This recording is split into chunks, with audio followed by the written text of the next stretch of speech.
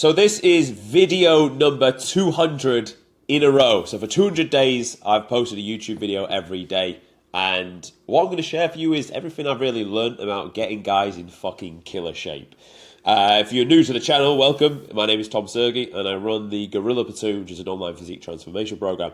And what I'm going to do is just really, if you were to come to me and be like, listen, motherfucker, you've got less than 10 minutes, tell me how to get in great shape, but I am not carrying that much muscle, and I have got a bit of body fat.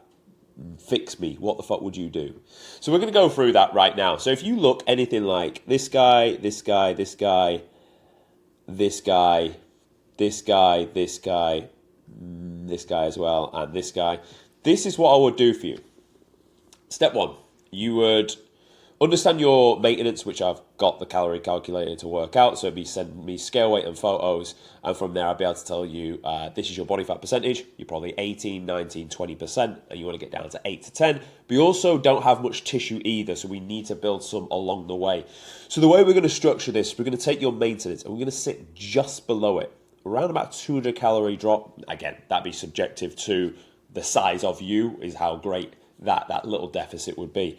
Why do we do this? Well, you need to lose body fat, 100%. For you to look like this at the end, you need to drop the body fat. Of course you do. But if we put you in a drastically, a deep deficit, you're not going to have the fuel to drive performance in the gym. Now, if you haven't got much muscle, we need to secure some fucking tissue. We need to train hard. Take this example here. This guy, zero muscle when he came to me. By the end of it, we've built some nice, sexy amount of muscle. Same for this guy as well. This was a real good one where we did build some tissue. Because why? We gave enough fuel to drive that performance in the gym. So on that, we know what we're going to set your calories to. Number two would be making sure that we've got you on an adequate training split, which would be relative to your training age. For the majority of you, if you've been training a year, I'd put you on a 4-day split. If you're brand new, I'd put you on a 3, but if you're a year or so in, I'd put you on a 4-day. If you've been 18 months, 2 years in, I'm putting you on a 5-day split, if you can stomach it in terms of you've got the time to go to the gym. Now with that, the gym is absolutely sacred, and the gym will significantly change how the physique and the transformation looks at the end. The diet is important. I will not bullshit you. The diet is important, but your ability to train fucking hard is absolutely everything. It is a non-negotiable that you must apply progressive overload to your training. Now, you've heard that before, but what I'm going to go a level deeper is and what guys do is they'll send me their form clips of them training. And when they do so, I'm looking for 4 things. The first thing I'm looking for is, are they actually training the working muscle? And how do you know if they're training the working muscle? They'll be stretching and shortening the origin and the insertion of the muscle together. So if it's their chest, they'll be moving their bicep towards their pecs. They'll not be pressing the load up and down from their hands. If they're training their back, they're driving their elbow to their hip. This is lat specific. Not just pulling their hands and curling the weight down. Your ability to stretch and shorten the working muscle is almost like the equivalent of you having 2 light bulbs. One light bulb is 95% efficient and the other is 60%. Most motherfuckers are training with a light bulb of 60% energy efficiency, which means what you're putting in, you're only getting 60% of the gains out because you're not stretching and shortening the origin and insertion together. And I don't say that to try and sound fancy, but look at it obviously. You want to train your chest. Where does your chest start? Where does it finish? Where does it attach from, or where is it attached to? And then what is the function of that? We know the function of the pecs is to pull the humerus towards the midline of the body. So to train your chest, you need to bring your humerus towards the midline of the body. If anything, I'm trying to really simplify it rather than overcomplicate it. So once you've got that nailed, we're then looking for time under tension, slow on the way down, stop at the bottom, drive back up. We're looking for range of motion, take that through the full distance travel because that will allow for progression. And then we're looking for intensity. Are you really training with 0 reps in reserve? And I'll know from form clips that people send me if they are on. And I know what it's like to train to 0 reps in reserve. And I've shown a video on this channel many times what it actually looks like if you train to 0 reps in reserve. A quick way you can test, what's the speed of your last repetition? If you get back up in 1 or 2 seconds, you've got more in the tank. If it's 3 or 4, we're more there and where we need to be. Now at that point, you're going to sit at that amount of food and you're going to train like so. That'll work for around 6 to 8 weeks. And then you want to get more aggressive with the deficit. to get off that body fat, to get you down to that point of 8 to 10% body fat. Excuse me. At that point, we want to create a bigger deficit. Now, I would keep food as high as you can for as long as you can. It's going to put your metabolism in a very healthy space, and it's also going to allow gym floor performance to be higher. So what I would then do is increase through cardio.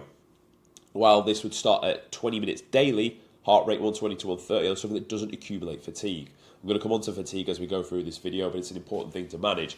You'll also do 10,000 steps each day, but that would have been in from the get-go anyway. And we're now going to progress the cardio where we need to. We want to see a kilo drop, roughly, depends on your scale weight, week on week on week. And with that, that's going to then allow us to see you coming in leaner and leaner. If we don't see the drop, we increase the cardio by another 10 minutes and we continue to push that number up. Now, there may come a point where we do need to pull from food and we're going to pull down. I would go from out of fats first because carbs are going to allow you to drive performance in the gym. Driving performance in the gym is the main reason you will build and retain tissue, not protein. Protein will recover the tissue, absolutely. But if you're not driving enough stimulus, there's nothing for it to really recover from anyway. So pull from fats first. You will never be on zero fat. It's impossible to have a zero fat diet. Within reason, some of you motherfuckers will find a solution for that to happen. I would say go down to trace fats, but you're not even going to sit for that longer than a week or 2 or 3 weeks, and that's a safe thing you can do. So at this point, we're now cruising down towards our goal. And something that is really neglected for the longest of time is people's recovery. And honestly, the best recovery tactic, if you just put all of it in the bin and just sleep an extra hour, that will fucking serve you. More sleep will allow you to repair tissue. It will allow you to drop body fat. Less sleep will do the polar opposite. I've seen it done time and time again. Results that take fucking double the time that they should have done is literally down to the fact that they just didn't recover and sleep well enough. And I know some of you are busy, but honestly, what do you want at the end of the day? Can you really audit your schedule and work out where you can sit a little bit more sleep in? Now, at this point, our main goal as you get down towards the end is to manage fatigue. If you accumulate too much fatigue, your drive to train will not be there. Your ability to stimulate the muscle will not be there. Look at it like this. If you're spinning a lot of volume through your sessions, but you don't lift enough to progress to get to the next point, you won't get to the next point. You'll just spin a lot your wheels. If you need to get to here, you'll just spin up and down at here without really getting to progression. Now, this is still hard. So what you need to do is consolidate your effort. So around week 10, you could bang in a deload week if fatigue is getting high. What's that going to look like?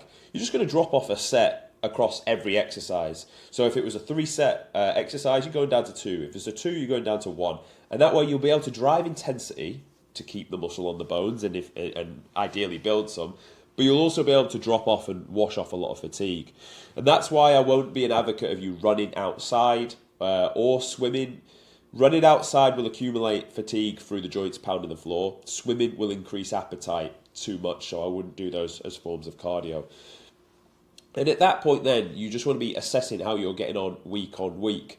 And all you do is continue to pull a variable until you get right towards the end. What you can also implement towards the very back end as you start getting leaner, probably 2 to 3 weeks out, is high carb days. Now with this, you will take your scale weight and you'll go anywhere from times 8 to times 12. Start at times 8, to be honest. Proceed with caution. You can have that many carbs in the day, but you also want to pull your protein down pretty much by half. And that refeed, what the benefit of it is, it will allow you to drive performance back through. It will fill you up and fill you for at least a good 10 days or so until you are dragged flat again. And also, you will go through the dieting phase, and as you continue to pull off body fat, you will get to the point where you feel flat and the muscle will appear soft and smooth. And it's not that you got skinnier, it's just that the glycogen has been emptied out the muscle. So we want to insert it back in there so the muscle is then hard and protrude through and it'll give you the feeling that you are jacked, and because you are looking leaner, you will look a lot bigger. So you can rinse that out for 10 days and then do another one. Fill yourself up, drag yourself flat, fill yourself up, drag yourself flat until the job is done. But you don't implement that right until the very end. Maybe you do it once, maybe do it twice. If you're a long enough transformation like a 16-weeker, probably get away with doing it 3 times. So in just under 10 minutes, that is what I would do if you came to me in this condition or wanted to get into this condition. That's exactly what I would do for you. So hopefully you found it useful. Hopefully you've watched all 200 of my videos. If you haven't, just start now. What else is there to do? And but thanks for watching, and I'll see you tomorrow.